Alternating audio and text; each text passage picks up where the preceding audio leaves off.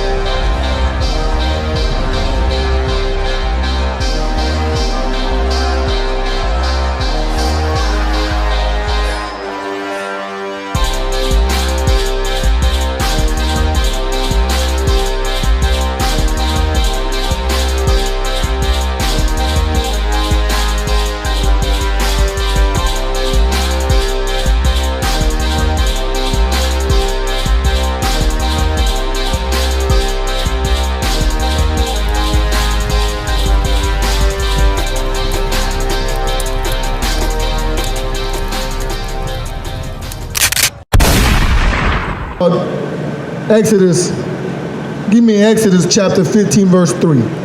And that's what's wrong with our people, man. We don't understand who God is, man. We don't understand who God is really, man. We think because we've been, let me get that image. Let me get that image of the white Jesus. Let me get that image of the white Jesus. We think this is God. This is what we think is God. And because we think this is God, we don't want to get in line and obey his laws, man. Because in reality, we know this, subconsciously, we know this is not God, man. This is a homosexual right here. This is a homosexual right here that was painted back in what year was this? Well, anyway, he was painted back in Leonardo da Vinci when Leonardo da Vinci was living.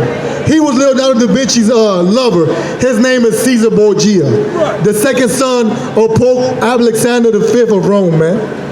And he painted it as propaganda for the Catholic Church. The same Catholic Church that conquered most of the Hispanic people on this earth. The Hispanic tribes, man, the so-called tribe of Zebulon, Ephraim, the Puerto Ricans, the Cubans, the Mexicans, man, the Guatemalans. They were conquered by Spain, man, and by the Italians. And this is the image that was given to them. And if you didn't worship this image, they will cut your hands off. They will burn you alive. And this is the image that keeps us asleep. This is the image that has us murdering each other over colors. This is the image of the beast. This is the image of the beast. Not no microchip and no goddamn vaccine.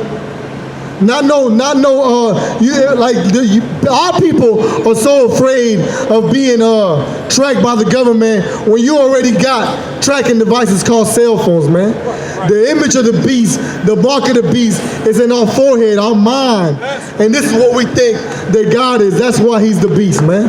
And this is pure garbage, man. That's garbage right there. And that's what keep our people brainwashed, man. Because the real Yahweh Shai Mashiach, the real Jesus Christ, was a black man from the tribe of Judah. And we can prove it. If you want it, well, I can prove it all day. But right now I'm gonna get Exodus chapter 15, verse 3. Read on. Exodus chapter 15, verse 3. The Lord is a man of war. The what? The Lord is a man of war. He's a sissy. The Lord is a man of war. He's a homosexual. The Lord is a man of war. He's a transgender. The Lord is a man of war. He's a female. The Lord is a man of war. The Lord is a man of war, man. That don't look like no man of war to me, man. The Lord is not no sissified white boy, man. The Lord is a man of war. And I'm going to tell you what. When Christ come back, he's going to shed the blood of this oppressor that has oppressed his people. And he's going to spill the blood on these streets, man. Christ himself is going to do a lot of killing when he returns, man. And the message that we bring today is that our people, we need to, give me Zephaniah 2 and 1. Our people need to separate from this place, man. Because if not, we're going to suffer the same fate as these other nations when Christ come back, man. Christ is nothing to play with, man. Christ is a superior warlord, man. But this is the good news. He is your warlord, black people, Hispanics, Native Indians. He's your power. He's your ruler. He's your God, man. He don't belong to the Arabs, man. He don't belong to the Caucasians.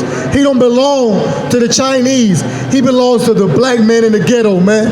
He belongs to the Hispanics in the barrios, man. El Dios de la Biblia es un hombre de guerra y le pertenece a los llamados negros, los llamados hispanos y los llamados indios nativos, man. That's our power, man. And we're back here. We're the prophets of the Bible. We're back on the earth to claim him, to teach our people what we need to do so that we can be, so that Lord can save us, man. Because that's who needs salvation. Who need to be saved in the ghetto, man? Last time I checked, the oppressor and the other nations, they don't need salvation. They living good, man. They eating right here. What is this? Bar, bistro, Essex, whatever. They eating real good. They got these skyscrapers. They own the whole city of Charlotte. Big developers, you know, they're living good. They're enjoying America. America is so wealthy because they stole so much. They murder so much.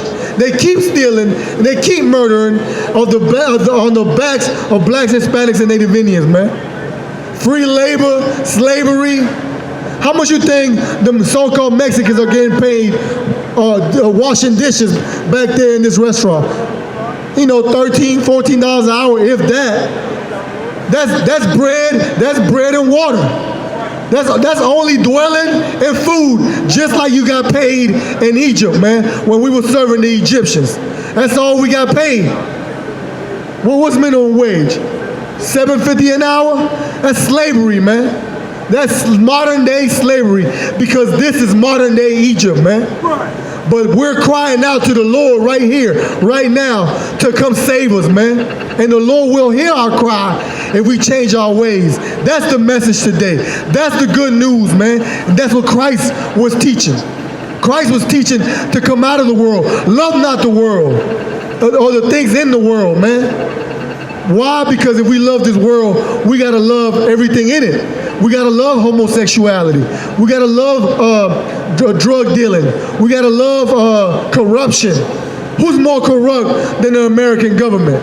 Than American society? Who's more corrupt? I mean, you got TV shows called American Greed, and you know, behind every what's that saying? Behind every wealth is a great crime. We know that America's wealth was built on crime, was built on bloodshed, was built on lies, man.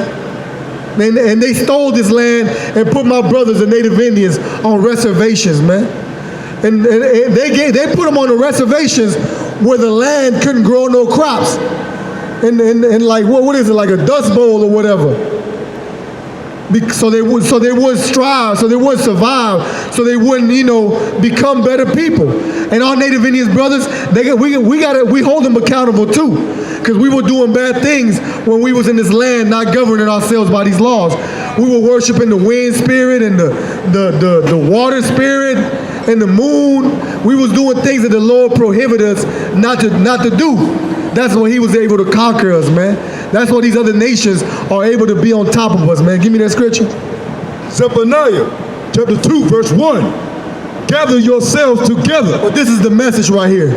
This is what the Most High, our power, wants us to do. This is what the God of the Bible wants black, Hispanics, and Native Indians to do. It's to gather ourselves together, man. We need to come together, man. We need to separate from America. Necesitamos salir de esta nación mental, espiritualmente. Necesitamos juntarnos juntos con nuestros hermanos en el barrio, en el ghetto, en la reservación. We need to gather ourselves together, man. We need to separate from the philosophies of this nation, man. From Christianity, from Islam, from Catholicism, man. Read on. Yea. Gather together, O nation, not desired. O what? O nation, not desired. Who's the nation not desired, man? What people on the earth is not desired, man? Listen, you got children on the American and Mexican border in cages right now. In cages right now, covering themselves with aluminum foil, man. And now, who's crying out for them? Who's crying out for them? Who's saving them? You know why? Because nobody desires them, man. But now you got the Taliban. The Taliban finally got a victory and finally was able to take control of their own country. And those coward traitors that are leaving their own country, betraying the Taliban, now America wants to welcome them in. Bring them in and by the boatloads or what? The shiploads, the airplane loads, man. And you know when they get here, they're going to give them a visa. They're going to give them a residentship. They're going to give them housing. And then they're going to open up chicken spots and sell you drug paraphernalia and chicken and your